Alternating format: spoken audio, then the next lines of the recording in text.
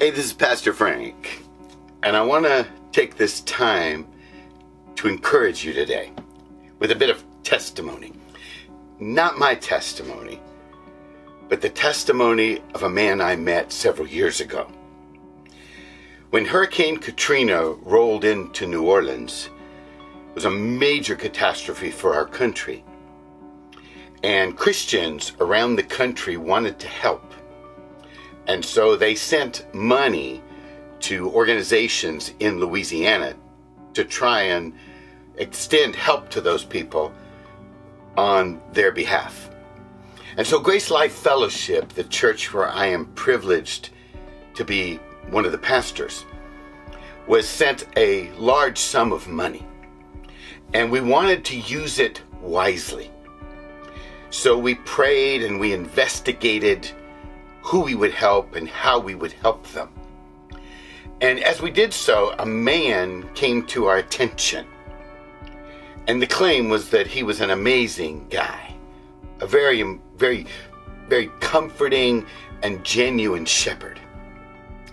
When we talked to him, we found out that he had the addresses and emails and phone numbers of every person in his congregation as they had been evacuated all over the country. And he was keeping up with them. As we dialogued further, we learned that in his church, which was in a very poor section of New Orleans, he was holding education classes, teaching the people in his congregation how to read, how to get prepared to take GED tests. He was teaching them life skills, computer skills. This was an amazing man, and we decided to meet him personally. A couple of the elders and I went down to New Orleans after some of the reconstruction had taken place, and we were meeting at a restaurant, and he walked in. Or should I say, he rolled in. We were caught by surprise that he was in a wheelchair, and he had literally no legs. He could not wear prosthetic limbs. They were so cut off. He had never made any mention of it. And so as we dialogued and shared, we asked him his story. And he told us that when he was 9 years old, he was running across the railroad tracks down in New Orleans. He tripped and fell, and a train that was coming cut off his legs. He shared that it was a life-transforming moment for him, as he was forced to depend on God in a way that he had never had to depend on God before. And it transformed his life. And he went on to share of the faithfulness of God extended to him over the next many years of his life. We decided to use all the money we had been given to help build his church back because he was having such an impact. He had a huge impact on my life, though, with one statement that he made, and I want to share it with you.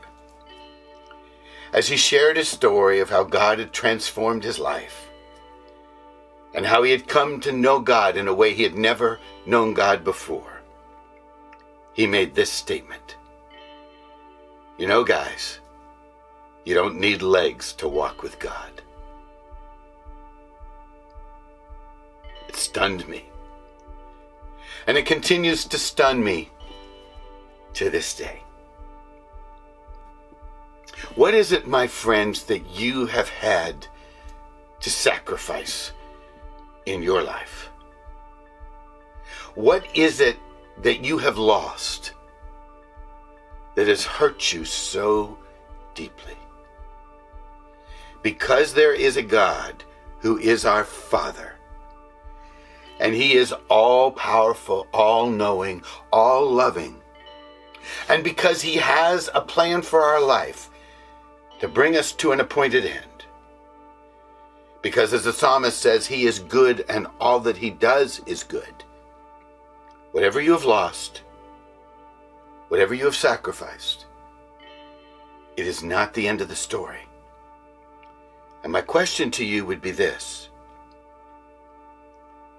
did you need what you lost to walk with God? See, the only thing we really need to walk with God is a heart and a will to follow, and a mind to believe.